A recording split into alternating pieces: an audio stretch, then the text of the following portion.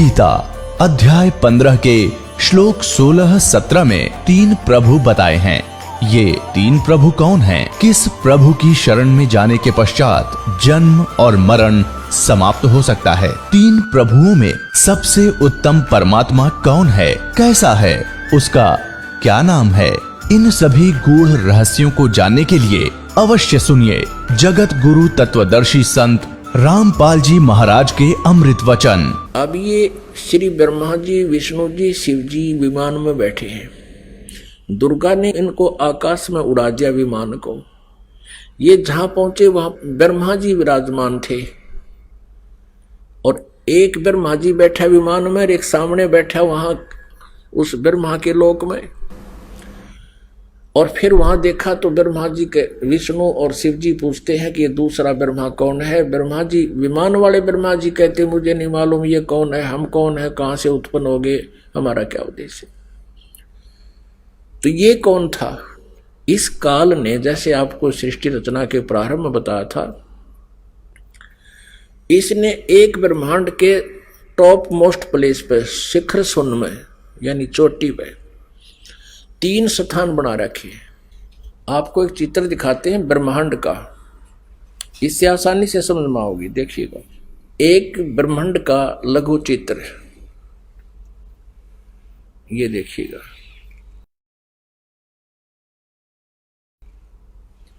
ये एक अंडे जैसी शेप है, इसकी अंडे जैसा आकार है। इसको एलिपिकल इसका जो है ना शेप है, आकार है।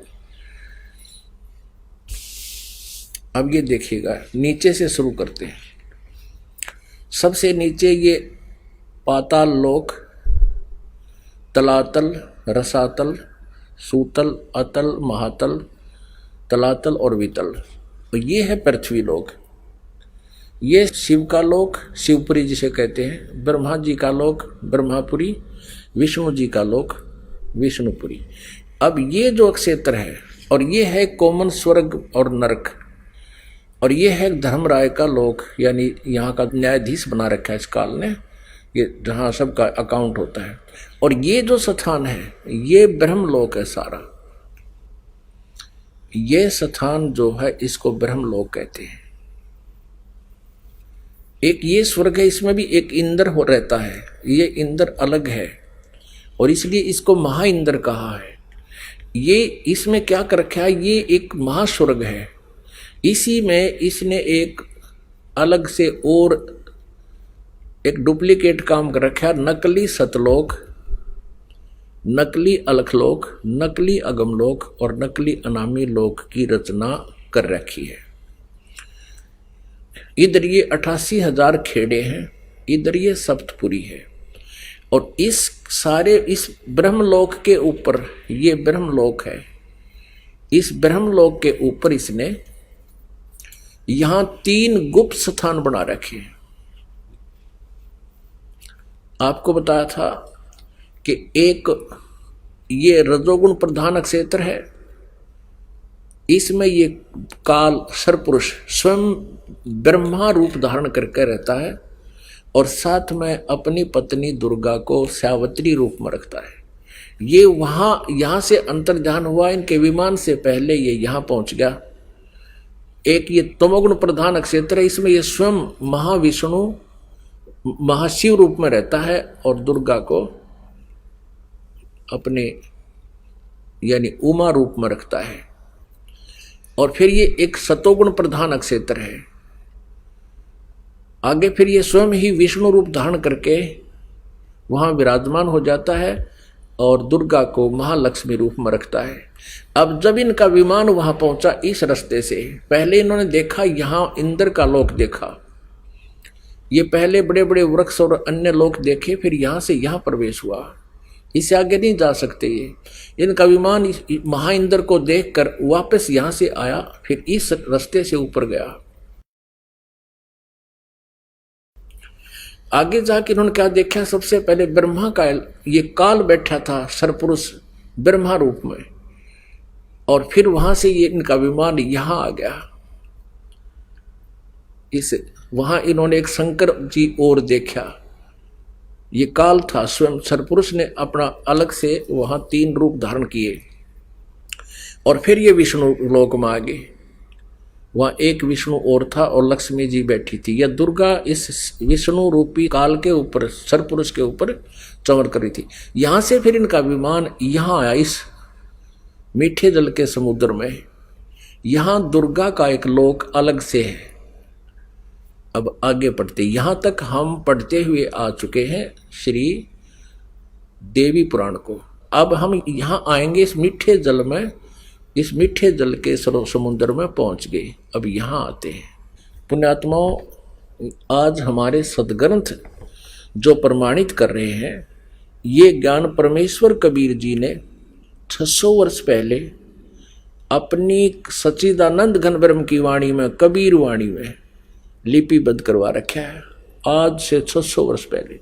और आज इन सदग्रंथों में हमें सत्य हो रहा है। तो इससे सिद्ध है कि पूर्ण परमात्मा कबीर जी हैं, जिन्होंने पहले ही ये ज्ञान हमें दे रखा था और हमारे सदग्रंथों विद्यमान है। अब हम कहाँ तक पढ़ते हुए आगे कि इन तीनों ये विमान में बैठे हैं, ब्रह्मा विष्णु शिव जी, और दुर्गा ने अपनी शक्ति से विमान को आकाश में उड़ा दिया। पहले वो पहुंचे ब्रह्मा जी के लोक में, वह इस काल के उस स्थान पर पहुंचे जो रजोगुण प्रधान है। वहां यह स्वयं ही सरपुरुष यानी काल ब्रह्म स्वयं ही ब्रह्मा रूप धारण करके विराजमान था। आगे फिर गए तो इस शंकर रूप में विराजमान था। आगे गए तो ये विष्णु रूप में विराजमान था।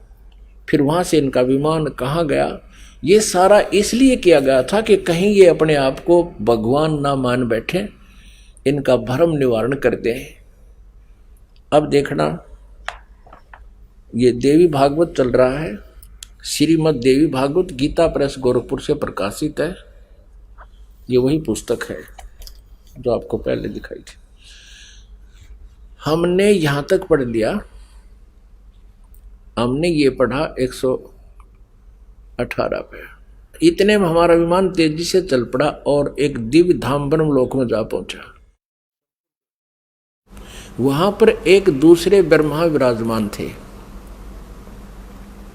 एक तो विमान में बैठा है, एक वहां विराजमान था दूसरा, वो ब्रह्म था, सरपुरुष था। वो धोखा देता है इनको, वो स्वयं ब्रह्मा रूप में वहां विराजमान था। उन्हें देखकर भगवान शंकर और विष्णु को बड़ा आश्चर्य हुआ, सभा लगी थी।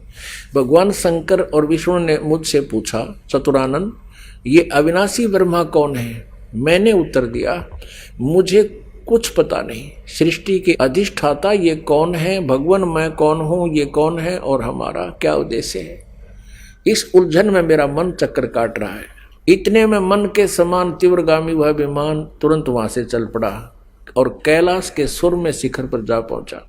वहां विमान के पहुंचते ही एक भव भवन से चरनेत्रधारी भगवान शंकर निकले। वे नंदी वृषभ पर बैठे थे। ये काल निकला वहां से, सरपुरुष। और फिर वहां से क्षण भर के बाद वह विमान उस शिखर से भी पवन के समान तेज चाल से उड़ा और वैकुंठ लोक में पहुंच गया। वहां पर कौन थे? वहां कमल लोचन श्री हरि विराजमान थे, विष्णु जी, एक और यो काल बैठा था, सरब्रह्म सरपुरुष, और उसकी 4 भुजाएं थी। पक्षीराज गरुड़ पर विराजमान थे और प्राण प्रिय लक्ष्मी जी चौंड बुला रही थी। अब हम यहाँ आते हैं, नीचे देखते हैं। इतने में पवन से बातें करता हुआ वह विमान तुरंत उड़ गया। आगे अमृत के समान मीठे जल वाला समुद्र था, जिसका जल बड़ा ही मधुर था। हम 119 पृष्ठ पर पढ़ेंगे, अब 118 हमने पढ़ लिया। उस समुद्र में वहां एक मनोहर द्वीप था। उस द्वीप में एक मंगल में मनोहर पलंग बिछा था। उस पलंग में सुंदर रत्न जड़े थे। उस उत्तम पलंग पर एक दिव्य रमणी बैठी थी, या दुर्गा जाकर वहां विराजमान होगी आगे। वे ऐसी प्रभावपूर्ण देवी थी मानो करोड़ों बिजलियां एक साथ चमक रही हो। अत्यंत सुंदर मुख था, लाल लाल दांत थे, करोड़ों लक्ष्मियों से भी अधिक वह सुंदर थी। वे ऐसी प्रभापूर्ण देवी थी मानो करोड़ों बिजलियां एक साथ चमक रही हो। अत्यंत सुंदर मुख था, लाल लाल दांत थे। ये पढ़ लिया मैं। अब यहाँ है, उन्हें देखकर हम सभी महान आश्चर्य में पड़ गए। कुछ समय तक हम वहीं ठहरे रहे, आपस में कहने लगे, ये सुंदरी कौन है और इसका क्या नाम है? हम इसके विषय में बिल्कुल अनभिज्ञ हैं। इसके हजारों नेत्र, हजारों हाथ, हजारों मुख हैं। दूर से देखने पर ही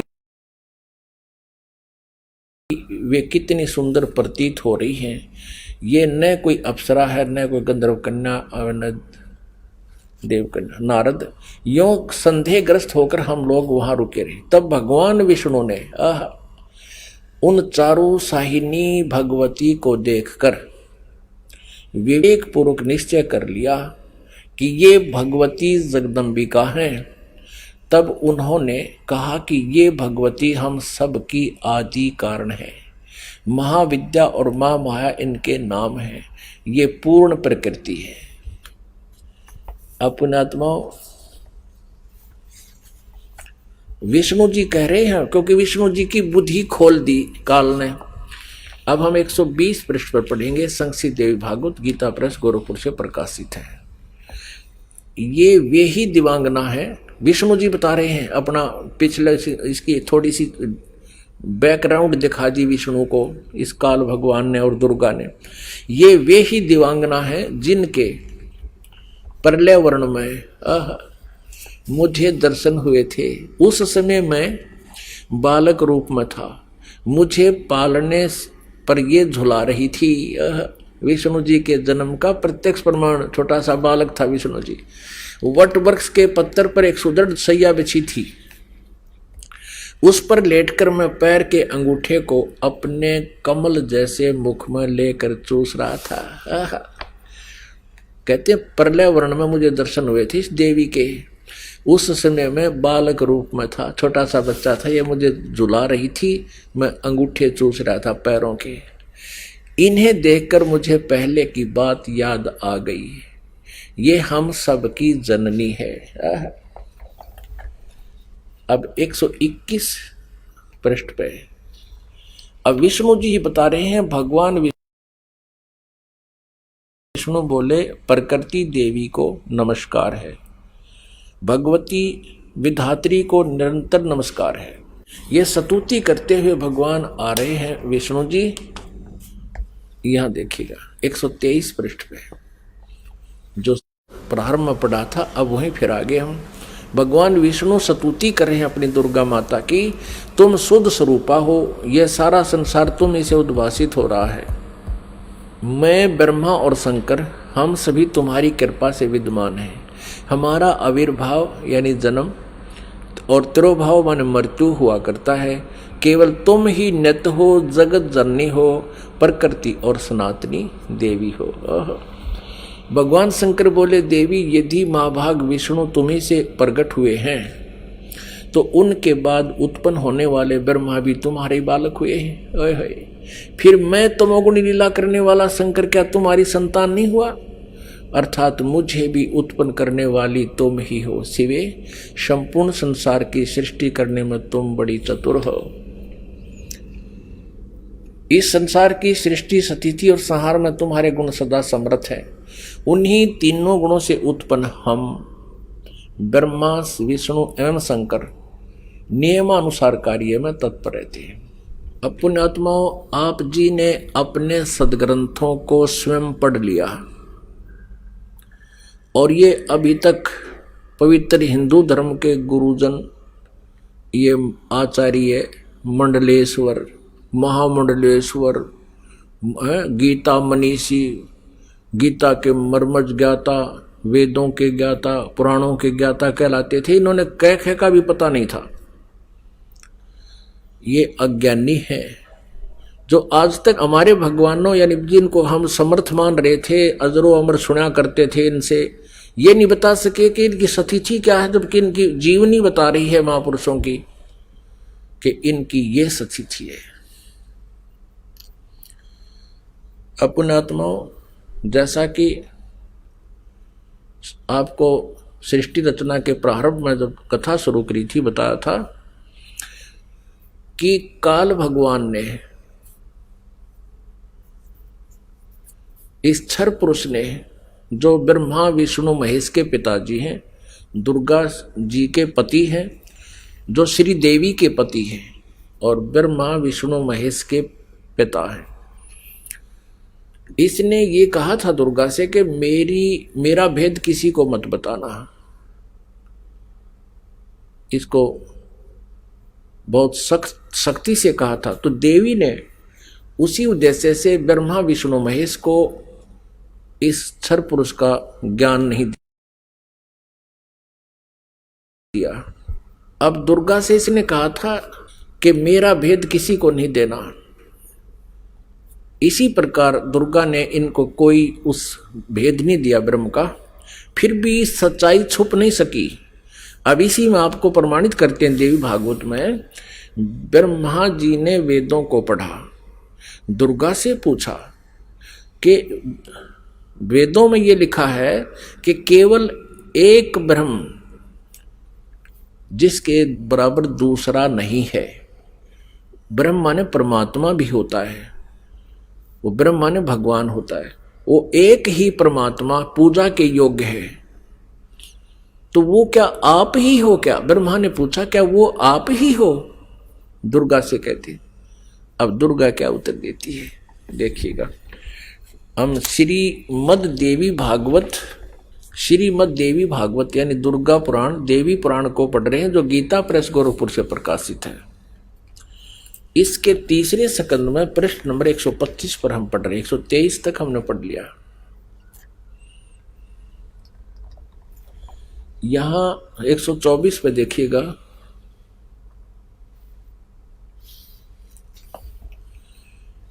ब्रह्मा जी कहते हैं, अद्भुत तेजस्वी भगवान शंकर के यों स्तुति करने पर भगवती जगदम्बिका ने अपने बात बताई। अब यहां ब्रह्मा जी पूछ रहे हैं, ब्रह्मा जी का प्रकरण चल रहा है। ये 125 पृष्ठ पे हम पढ़ रहे हैं तीसरे स्कंद में। इस मूर्त और अमूर्त जगत का आधार तुमसे पूर्व कोई भी दूसरा पुरुष नहीं था, कोई तीसरा भी नहीं है। एकम एवं द्वितीयम ब्रह्म। इस वेद के वचन को व्यर्थ कहना तो बनता नहीं। अब दुर्गा इनको कहा करती, मैं ही सब कुछ हूं, मैं ही तुम्हारा पिता हूं, मैं तुम्हारी माता हूं।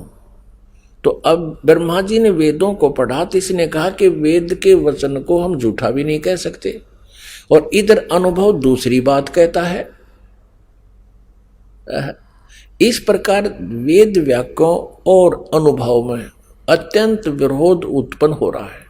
वेद कहते हैं एकम एव अद्वितीयम ब्रह्म है, तो क्या वह है आत्म स्वरूपा तुम ही हो अथवा वह कोई और पुरुष है? मेरे इस संदेह को दूर करने की कृपा करो। किसी महान पुण्य के प्रभाव से ही मुझे तुम्हारे चरणों की सेवा सुलभ हुई है। तुम स्त्री हो अथवा पुरुष, यह रहस्य भी मुझे विषाद रूप से कृपा करके बतलाओ। अध्याय 4-5 यहाँ पूरा होगा, तीसरे स्कंद का अब छठा अध्याय शुरू होता है। ब्रह्मा जी कहते हैं, इस प्रकार मैंने जब भगवती जगदम्बिका से विनय पूर्वक पूछा, तब वे मधुर वाणी में मुझसे कहने लगी। देवी ने कहा, मैं और ब्रह्म एक ही हैं। अब हो गए ना दो, सच्चाई छुप नहीं सकती, एक ही है। मुझ में और इन ब्रह्म में कभी किंचित मात्र भी भेद नहीं है। जो वे हैं वही मैं हूं, और जो मैं हूं वही वे हैं।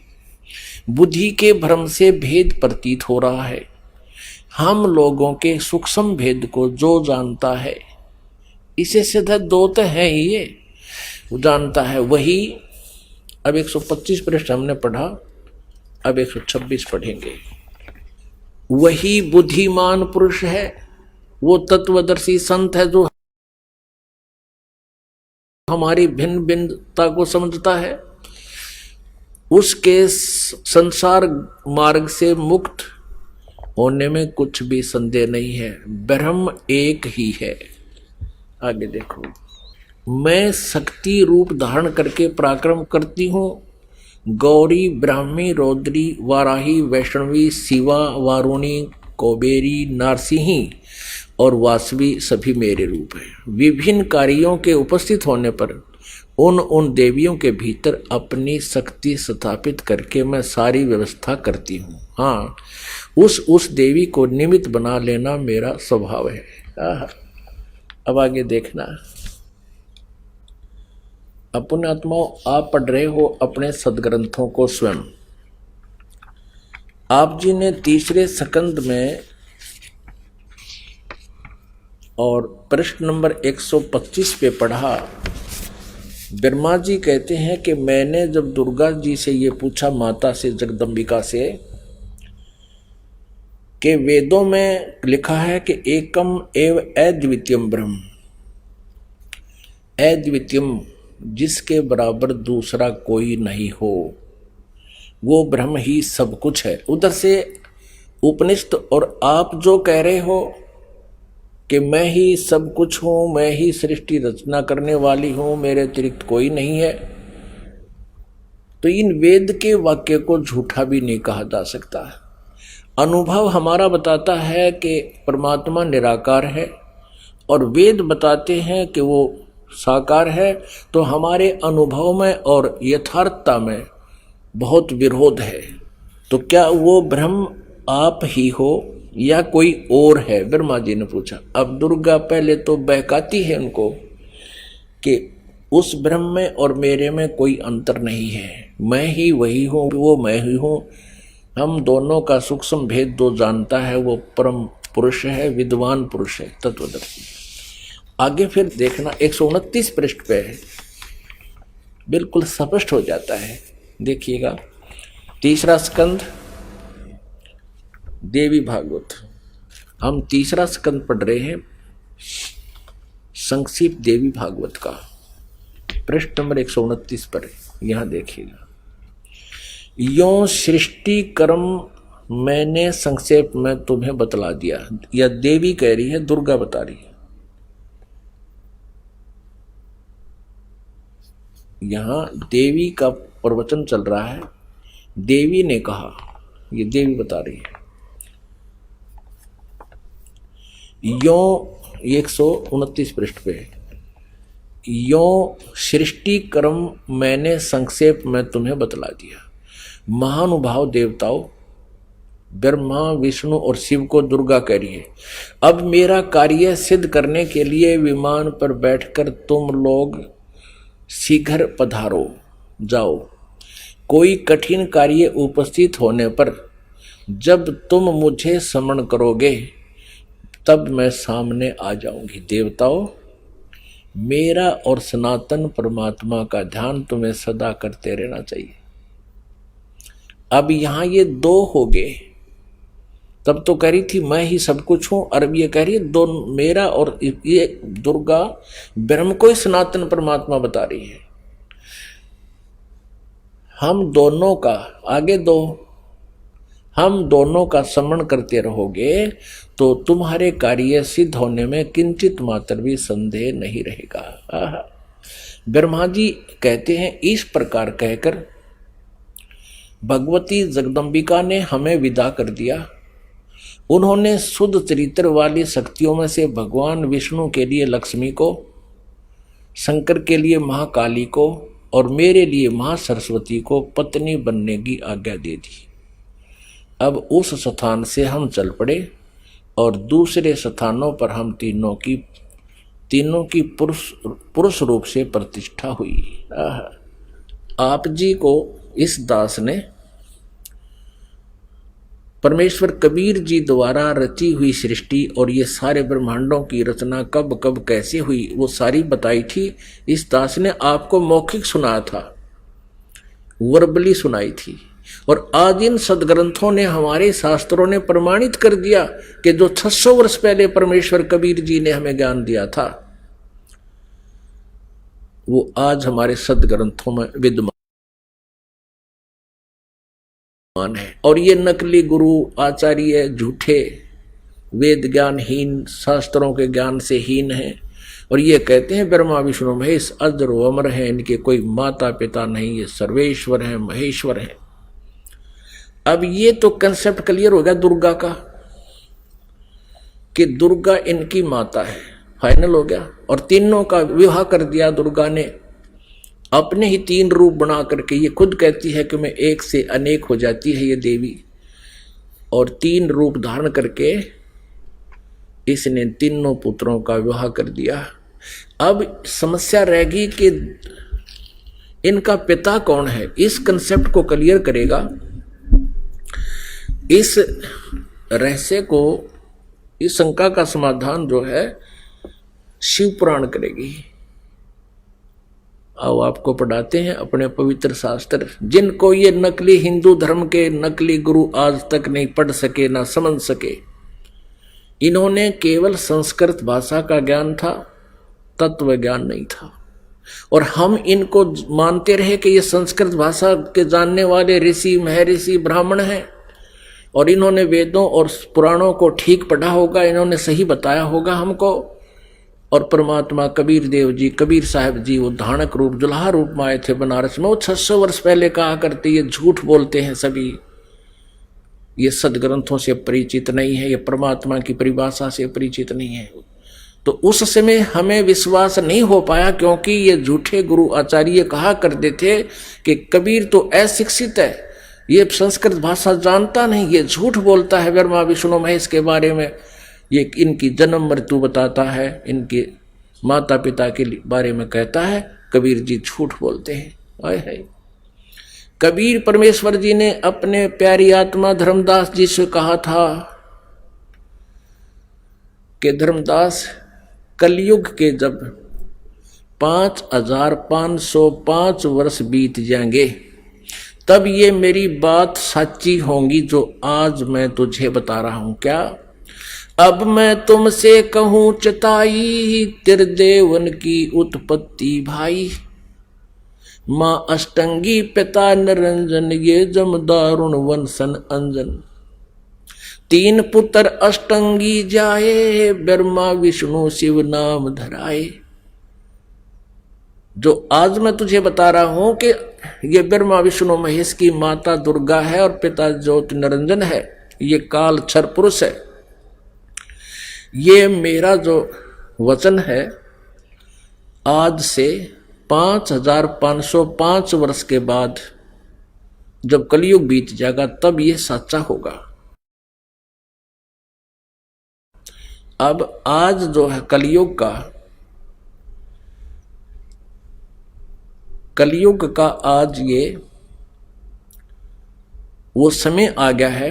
5500 जो बनता है वो सन 2000 में बनता है, ईसा पूर्व ईस्वी में। आपको प्रमाण देते हैं थोड़ा, आप जी को ये कंसेप्ट क्लियर करते हैं कि वर्तमान में कलयुग का 5500 वर्ष चल रहे हैं।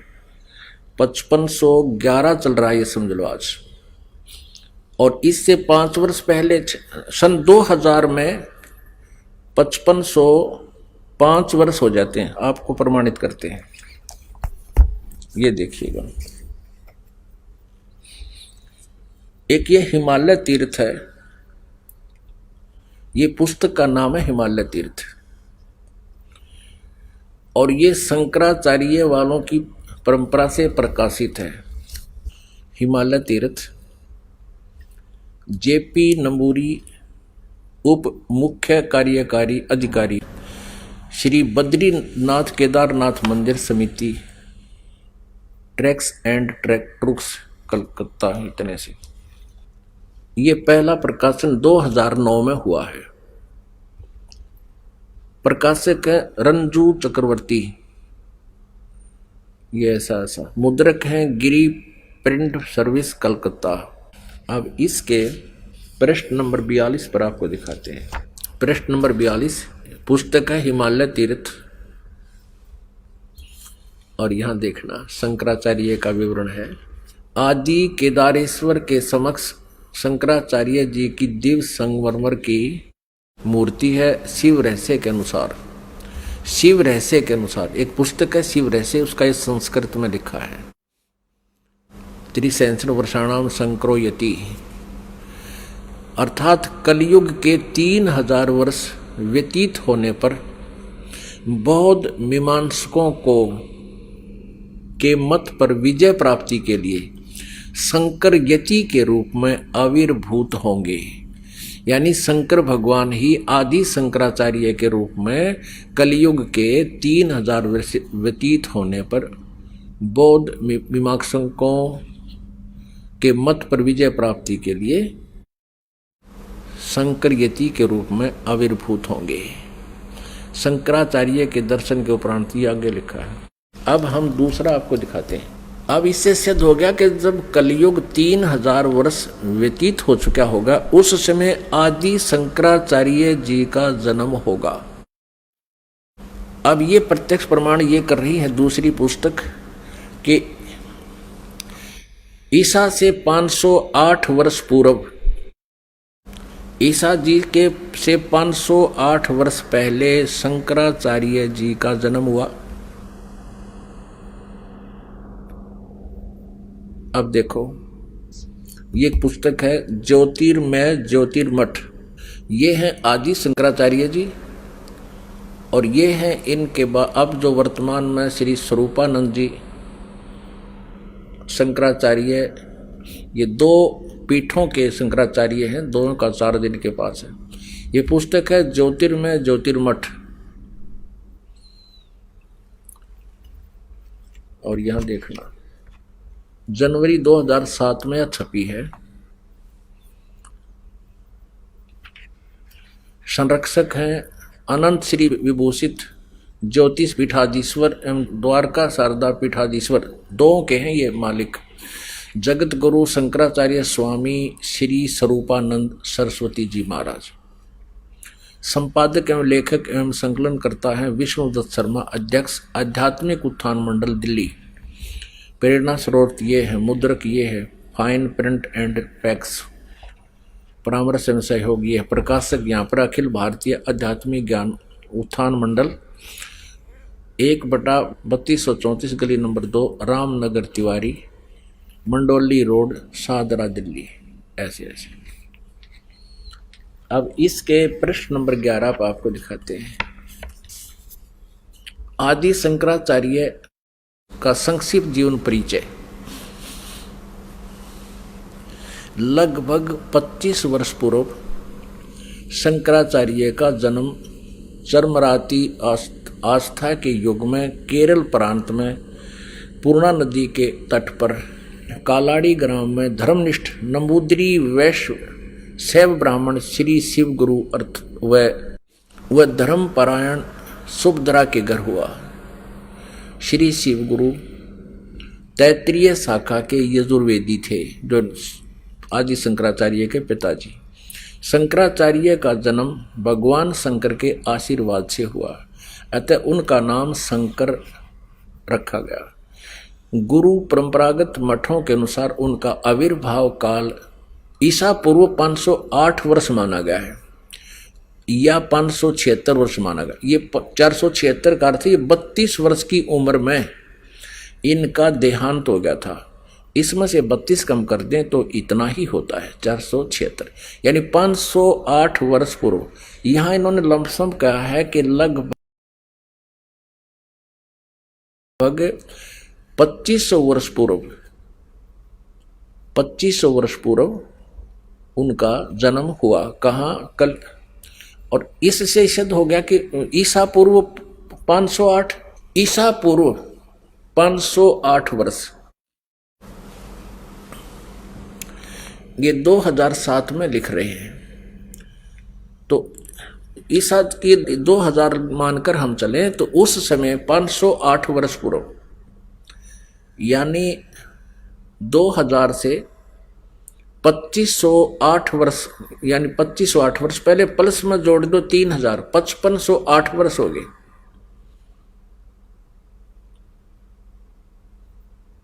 और 1994 से इस दास ने ये नामदान की आज्ञा हुई।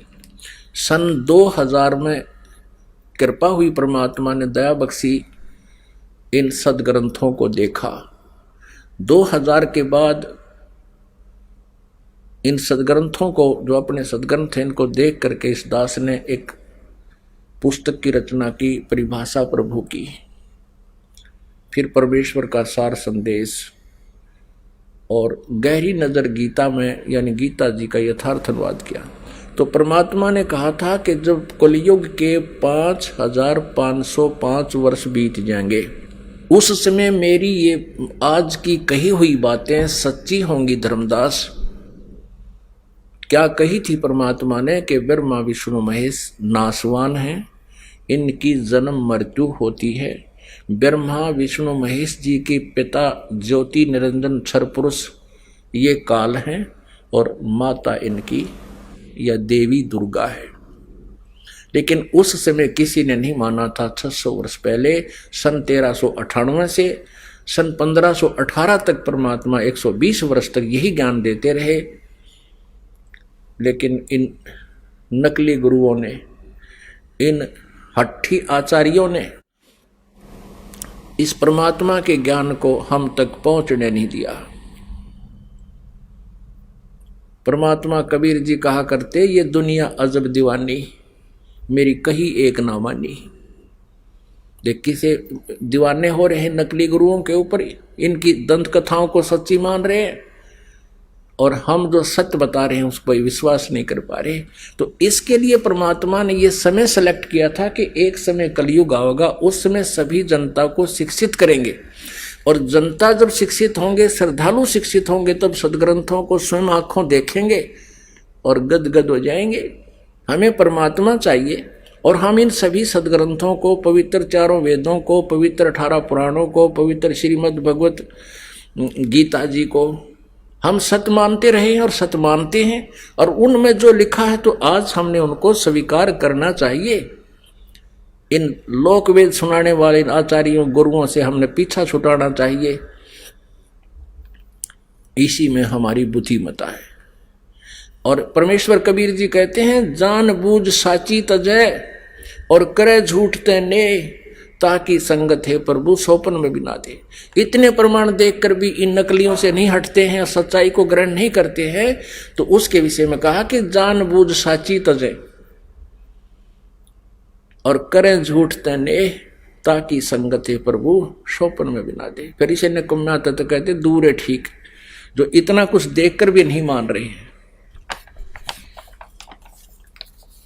इन आदि शंकराचार्यों ने भी, इन शंकराचार्यों को भी ब्रह्मा विष्णु महेश की तिथि का नहीं पता, इनको अजरो अमर कहते हैं। तो पुण्यात्मा परमात्मा कबीर जी ने कहा था, एक ना भूला दो ना भूली, ये भूले सब संसारी। अब हम आगे चलते हैं कि श्री ब्रह्मा, श्री विष्णु, श्री शिव जी के अब पिताजी क्लियर करने हैं, और उन्हीं की जीवनी में अब शिव पुराण दिखाते हैं आपको। ये देखिएगा, शिव पुराण, संक्षिप्त शिव पुराण, सचित्र मोटा टाइप, केवल हिंदी।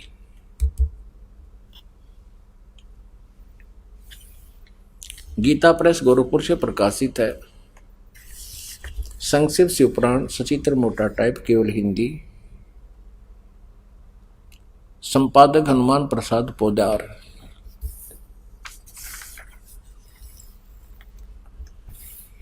प्रकाशक एवं मुद्रक है गीता प्रेस गोरखपुर, गोविंद वन कार्यालय कोलकाता का संस्थान। अब यहां से शुरू करते हैं। ये रुद्र संहिता 98वां पृष्ठ शुरू करेंगे हम। संक्षिप्त शिव पुराण, ये रुद्र संहिता का 5वां अध्याय यहां समाप्त होता है। अपने पुत्र नारद की यह बात सुनकर लोक पितामह ब्रह्मा वहां इस प्रकार बोले। अब रुद्र संहिता का 6वां अध्याय हम पढ़ेंगे।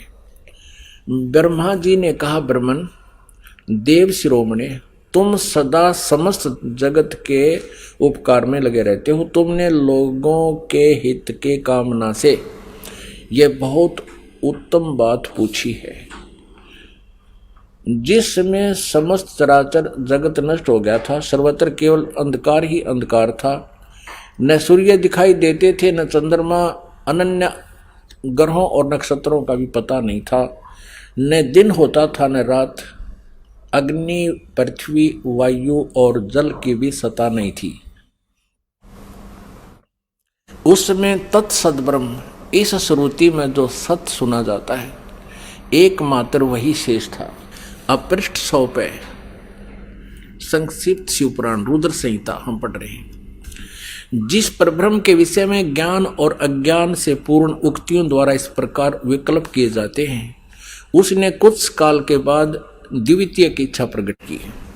उसके भीतर एक से अनेक होने का संकल्प उदित हुआ। तब उस निराकार परमात्मा ने अपनी लीला शक्ति से अपने लिए मूर्ति की कल्पना की। जो मूर्ति रहित परम ब्रह्म है, उसकी मूर्ति भगवान सदाशिव हैं। अर्वाचीन और प्राचीन विद्वान उन्हीं को ईश्वर कहते हैं।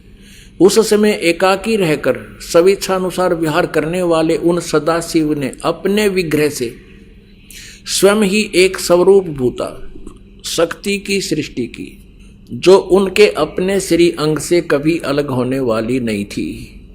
उस पराशक्ति को प्रधान प्रकृति, अब ध्यान करना, ये कौन है? ये दुर्गा है, जो इस काल के शरीर से निकली। उस समय एकाकी रहकर स्वेच्छानुसार व्यवहार करने वाले सदाशिव ने, सदाशिव कौन है? ये काल है। अपने विग्रह माने शरीर से स्वयं ही एक स्वरूप भूता शक्ति की सृष्टि की, ये ब्रह्मा जी बता रहे हैं। अब परमेश्वर कबीर जी ने बताया कि काल ने दुर्गा को खा लिया था, उसके पेट से परमेश्वर कबीर जी ने इसको अलग किया था। यहाँ इनकी मिलती जुलती सी बात है, क्योंकि कबीर परमेश्वर जी ने ब्रह्मा जी को ये ज्ञान सुनाया था और ब्रह्मा जी ने कुछ अपना अनुभव, कुछ कबीर जी का ज्ञान मिला करके इसको सिरे चढ़ाया। उस समय एकाकी रहकर स्वेच्छानुसार विहार करने वाले उन सदाशिव ने अपने विग्रह माने शरीर से स्वयं ही एक स्वरूप भूता शक्ति की सृष्टि की, जो उनके अपने श्रीअंग से कभी अलग होने वाली नहीं थी। उस पराशक्ति को प्रधान प्रकृति, गुणवती माया, बुद्धि तत्व की जननी तथा विकार रहित बताया गया है। वह शक्ति अंबिका कही गई है। उसी को प्रकृति, ये ध्यान से याद रखना कि दुर्गा को प्रकृति भी कहते हैं। सर्वेश्वरी और त्रिदेव जननी, तीनों देवताओं की माता ब्रह्मा जी, विष्णु जी, शिव जी की जननी श्री दुर्गा जी को कहते हैं। वो त्रिदेव जननी, नित्य और मूल कारण भी कहते हैं। सदाशिव द्वारा प्रकट की गई उस शक्ति के 8 भुजाएं हैं। अंडरस्टूड हो गया कि इस दुर्गा के बारे में है। नाना प्रकार के आभूषण उसके श्री अंगों की शोभा बढ़ाते हैं। वह देवी नाना प्रकार की गतियों से संपन्न है और अनेक प्रकार के अस्त्र शस्त्र धारण करती है। क्लियर? एकाकिनी होकर भी वह समय संयोग वसात, वह माया संयोग वसात अनेक हो जाती है। इसी ने 3 रूप धारण किए थे, सावित्री, लक्ष्मी और उमा, जो ब्रह्मा, विष्णु और शिव से विवाह किया था। एकाकिनी होकर भी वह माया संयोग वसात अनेक हो जाती है। वे जो सदाशिव हैं, ये सरपुरुष के बारे में जानकारी है, ब्रह्मा विष्णु महेश के पिता के विषय में। ये उन्हें परम पुरुष ईश्वर शिव, शंभु और महेश्वर कहते हैं। अब देखना 101 पृष्ठ पर रुद्र संहिता का हम ये 6वां अध्याय पढ़ रहे हैं। वे अपने सारे अंगों पर भस्म रमाए रहते हैं। उन काल रूपी ब्रह्म ने, इसे काल कहो चाहे ब्रह्म कहो, सर्वपुरुष कहो, ज्योति निरंजन कहो, उन काल रूपी ब्रह्म ने एक ही समय शक्ति के साथ, नाथ नहीं है, शक्ति के साथ यानी दुर्गा के साथ शिवलोक नामक अक्षेत्र का निर्माण किया था। उस उत्तम अक्षेत्र को काशी कहते हैं। वह परम निर्वाण या मोक्ष का स्थान है जो सबके ऊपर विराजमान है। वे प्रिया और प्रियतम रूप शक्ति और शिव। प्रिया और प्रियतम यानी पत्नी और पति रूप में दुर्गा और ये काल रूपी ब्रह्म कहो चाहे इसको सदाशिव कहो, ब्रह्मा विष्णु महेश का पिता। दुर्गा और काल जो परमानंद स्वरूप है उस मनोरम क्षेत्र में नित्य निवास करते हैं। शिव और शिवाने, शिव यहाँ ये काल रूपी ब्रह्म है क्योंकि शिव का रूप धारण भी कर लेता है ये अपने पुत्र जैसा, क्योंकि अपने वास्तविक रूप में कभी किसी के समक्ष नहीं आता। ये शिव यानी इस काल रूपी ब्रह्म ने, ये काल रूपी ब्रह्म ने, शिव और शिवा ने, काल और दुर्गा ने प्रलय काल में भी उस अक्षेत्र को अपने सानिध्य से मुक्त नहीं किया है। देव से ब्रह्मा जी बता रहे हैं नारद को, एक समय उस आनंद वन में रमण करते हुए शिवा और शिव के मन में, काल और दुर्गा के मन में, दुर्गा और काल के मन में, सरपुरुष के मन में यह इच्छा हुई कि किसी दूसरे पुरुष की सृष्टि करनी चाहिए, यानी कोई बच्चा उत्पन्न करना चाहिए, लड़का, जिस पर यह सृष्टि संचालन का महान भार रखकर हम दोनों केवल काशी में रहकर इच्छा अनुसार विचरें और निर्वाण धारण करें। ऐसा निश्चय करके शक्ति सहित सर्वव्यापी परमेश्वर शिव ने, इस काल रूपी ब्रह्म ने दुर्गा के साथ रमण किया। अपने वाम भाग के 10वें अंग पर अमृत मल दिया, पति पत्नी व्यवहार किया। फिर तो वहां से एक पुरुष प्रकट हुआ, एक पुत्र की उत्पत्ति हुई। देखना 102 पृष्ठ पे संक्षिप्त शिवपुराण हम पढ़ रहे हैं। अब यहाँ और पुत्र जो उत्पन्न हुआ इस काल रूपी ब्रह्म ने यानी शिव ने कहा, वत्स व्यापक होने के कारण तुम्हारा विष्णु नाम विख्यात हुआ। अब दुर्गा और काल से जो पुत्र उत्पन्न हुआ उसका नाम विष्णु रखा। ये आपने 6वां अध्याय पढ़ लिया रुद्र संहिता का। पुण्यात्माओं, ये अपने वही सदग्रंथ हैं जिनके आधार मानकर हम ये ज्ञान ग्रहण करते थे। ये आचार्य ब्राह्मण गुरु हमें ये बताया करते थे कि शिव पुराण में ऐसा लिखा है, हम इसलिए आपको बता रहे हैं। विष्णु पुराण में ऐसा लिखा है, देवी पुराण में ऐसा लिखा है। तो हम सोचा करते थे ये जो बता रहे हैं दंत कथा शायद ऐसा ही लिखा होगा क्योंकि ये संस्कृत जानते हैं। आज ये सदग्रंथ उनके लोक वेद के विपरीत ज्ञान बता रहे हैं। अब इसमें स्पष्ट हो गया, काल रूपी ब्रह्म सरपुरुष कहो, ज्योत निरंजन कहो, इसे काल कहो या इसे सदाशिव कहो, ये ब्रह्मा विष्णु महेश का पिता है। और दुर्गा कहो, प्रकृति कहो, और ये इनकी माता है। इन दोनों के संयोग से श्री विष्णु जी की उत्पत्ति हुई। ये अपनी शिव पुराण स्पष्ट कर रहे हैं। और रुद्र संहिता का 6वां अध्याय। अब आपको 7वें अध्याय में ब्रह्मा जी कहते हैं फिर मेरी उत्पत्ति भी ऐसे की, दुर्गा और काल ने दोनों ने मिलकर ब्रह्म ने। देखिए ये रुद्र संहिता है और ये हमने 6वां अध्याय यहां तक पढ़ लिया। अब 7वां देखते हैं 103 पृष्ठ पे। ब्रह्मा जी कहते हैं देवर से, ब्रह्मा जी कहते हैं नारद को देवर से, तत्पश्चात कल्याणकारी परमेश्वर साव सदाशिव ने पूर्ववत प्रयत्न करके जैसे विष्णु जी को उत्पन्न किया, मुझे अपने दाहिने अंग से उत्पन्न किया। उन परमेश्वर ने मुझे तुरंत ही अपनी माया से मोहित करके नारायण देव के नाभि कमल में डाल दिया और लीला पूर्वक मुझे वहां से प्रकट किया।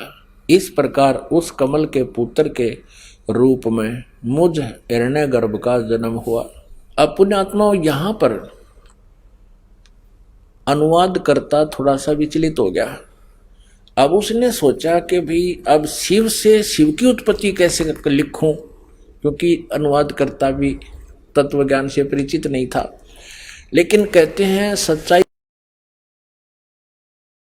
छुपती नहीं। चोर चुरावे तुमड़ी गाड्डे पानी में, वो गाड्डे हुआ ऊपर आवे ना, सच्चाई छानी ना। अब देखना,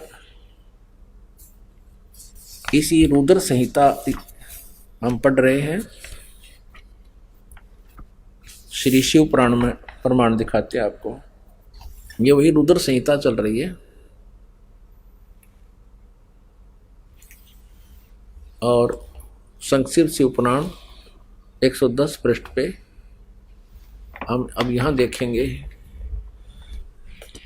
9वां अध्याय का यहाँ अंत होता है, लास्ट है।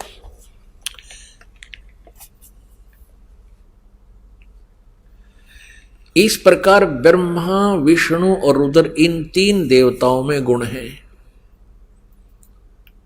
इस प्रकार ब्रह्मा विष्णु रुद्र इन 3 देवताओं में गुण है, परंतु शिव गुणातीत माने गए हैं।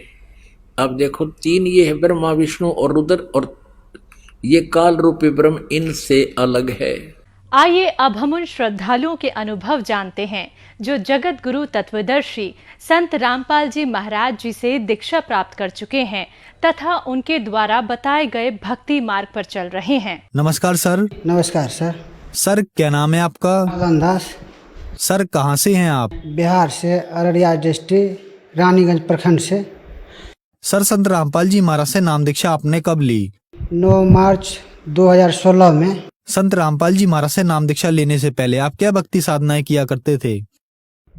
केवल शिवरात्रि व्रत करते थे, इसके सिवा और कोई भक्ति हम नहीं कर रहे थे। फिर आप संत रामपाल जी महाराज की शरण में कैसे आए? संत रामपाल जी महाराज के शरण में ऐसे आए, किसी भगत ने मेरे को एक ज्ञान गंगा पुस्तक दिया। उस ज्ञान गंगा के पुस्तक में मैंने एक सृष्टि रचना 3 पेज मात्र हम पढ़े।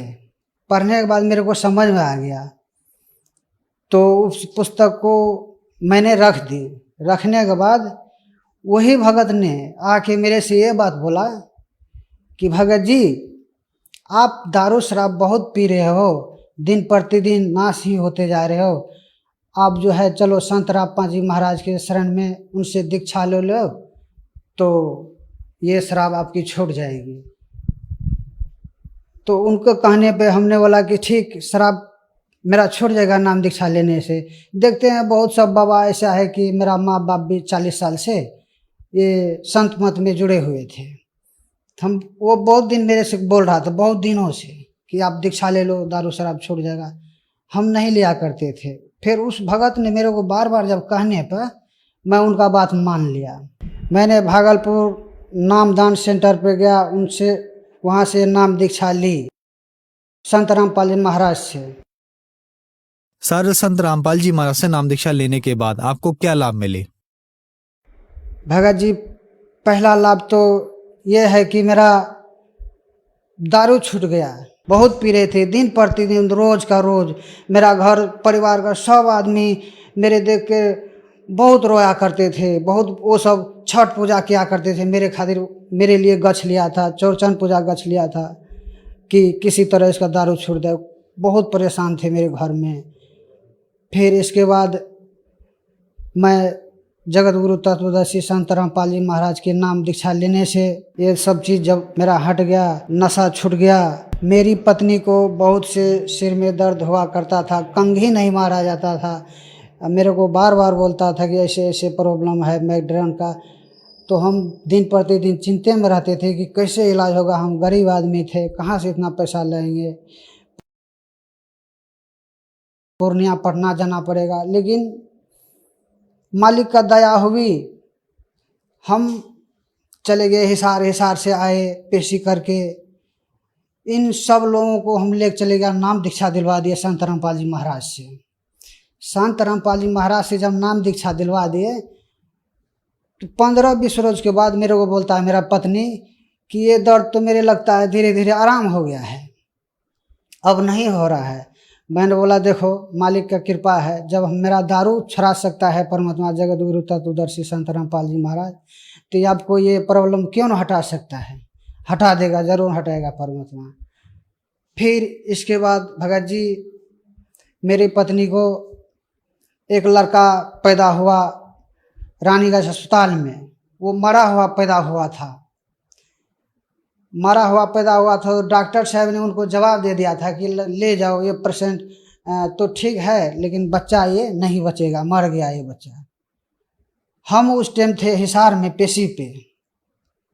हिसार में जब पेशी पे थे तो घर का परिवार का आदमी मेरे को फ़ोन कर दिया कि मेरा नाम से कि ललन जी आपको लड़का हुआ था, वो लड़का मर चुका है।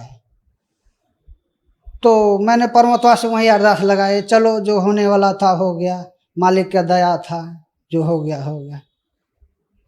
फिर हम पेशी से वापिस आ गए, वहीं सोनीपत में रह गए। सोनीपत में रहने के बाद फिर शाम में मेरे को फ़ोन गया कि आपका लड़का जिंदा हो गया है। मैंने बोला ये कैसे चमत्कार हुआ परमात्मा।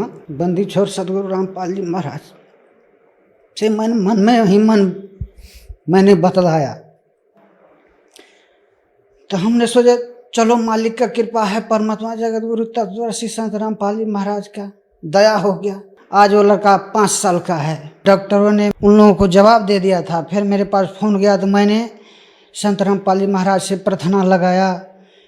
फिर बाद में मेरे को फ़ोन गया कि लड़का जिंदा हो गया संत रामपाल जी महाराज की दया से।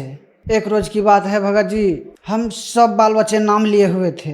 मेरा बड़ा भाई भी था, मतलब वो एटो था। एटो में सब जितने भी थे हम भगत ही थे। तो हम साइड में बैठे हुए थे। मोटरसाइकिल को हम देख रहे थे अपने नज़र से कि मोटरसाइकिल आ रहा उस साइड में, मैं टेम्पो पे बैठा हूँ। वो मोटरसाइकिल सीधे आके मेरे टेम्पुए में घुस गया। टेम्पो में घुसने के बाद मेरे टांग में बहुत ज़ोर से यहाँ पर मारा। तो हम सोचे कि हड्डी टूट गया। उस टाइम मैं परमात्मा का दिया हुआ जगत गुरु तत्वदर्शी संत रामपाल जी महाराज की दिया हुआ मंत्र सतनाम जाप करते हुए आ रहे थे। हमने बोला कि हड्डी टूट गया। उसका डिक्की जो है मोटरसाइकिल के बक्स जो है वो चूर चूर हो गया। बहुत सी लोग वहाँ पर जमा हो गया, बहुत से जगत का लोग देखने लग गया कि एक्सीडेंट बहुत भयंकर हो गया, आवाज़ हो गया इतना बड़ा। लेकिन मैं टेम्पो से निकला सही सलामत, बहुत अच्छा, मेरे को कुछ नहीं हुआ। सिर्फ पानी निकल रहा था उसमें से जहाँ पर चोट लग रहा था। मेरे को देख के लोग हैरान हो गया, मोटरसाइकिल टूट गया लेकिन आपका कुछ नहीं हुआ। सबसे बड़ा चमत्कार जीवन में ये हुआ। फिर इसके बाद परमात्मा ने ये हाथ अभी तक टूटा हुआ है। चमत्कार परमात्मा ने ऐसे आया, मेरे को हाथ पकड़ के उठा के, हम रो रहे थे बेड पे, रो रहे थे। परमात्मा आया, मेरे को बोला बेटा तुमने गलती कर दिया है, ये हाथ टूट गया तो तुम जाके एक्सरे करा लो, एक्सरे करा के देख लेना कि क्या प्रॉब्लम है। हम जाके एक्सरे कराए तो ये हड्डी टूटा हुआ था, इधर से भी इधर से भी। डॉक्टर मेरे को वजन बाल्टी उठवाया, तसले उठवाया हाथ से। हमने सारा काम कर दिया। डॉक्टर मेरे को देख रहा है मुँह कि भाई आप सारा काम कर रहे हैं, हड्डी आपका टूटा हुआ है। वो बोला प्लास्टर करवाओ। मैंने बोला कि नहीं प्लास्टर नहीं करवाऊंगा। तत्वदर्शी संत रामपाल जी महाराज पे विश्वास है मुझे, मैं ठीक हो जाऊंगा। प्लास्टर हम नहीं करवाए डॉक्टर से। मेरा हाथ अभी आज ठीक है, मैं सारा काम कर सकता हूँ, वजन से वजन उठा लेता हूँ, लेकिन इस हड्डी में कोई प्रॉब्लम नहीं है संत रामपाल जी महाराज की दया से। मैंने दारू छोड़ दिया। मेरा पत्नी का सर में दर्द था वो ठीक हो गया। इसके बाद मेरा लड़का जो मर गया था अस्पताल में वो जीवित हो गया। मेरा हाथ टूट गया, पैर में चोट लगा था मोटरसाइकिल टेम्पू से, वो ठीक हो गया। ये सब चमत्कार देख के मेरे गांव वाले जो 40 गांव घर है वो सब नाम दीक्षा ले लिया जगत गुरु तत्वदर्शी संत रामपाल जी महाराज से। संत रामपाल जी महाराज से नाम दीक्षा लेने के बाद आपको बहुत सारे लाभ मिले। तो जो दर्शक आज आपको टीवी पर देख रहे हैं और वो भी किसी न किसी बीमारी से परेशान है और संत रामपाल जी महाराज से नाम दीक्षा लेना चाहते हैं तो कैसे ले सकते हैं?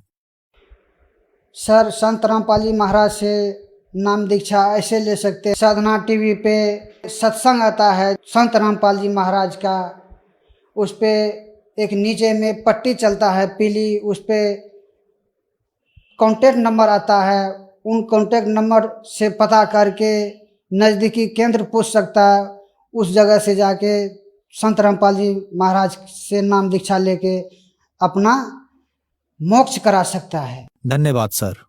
सच है।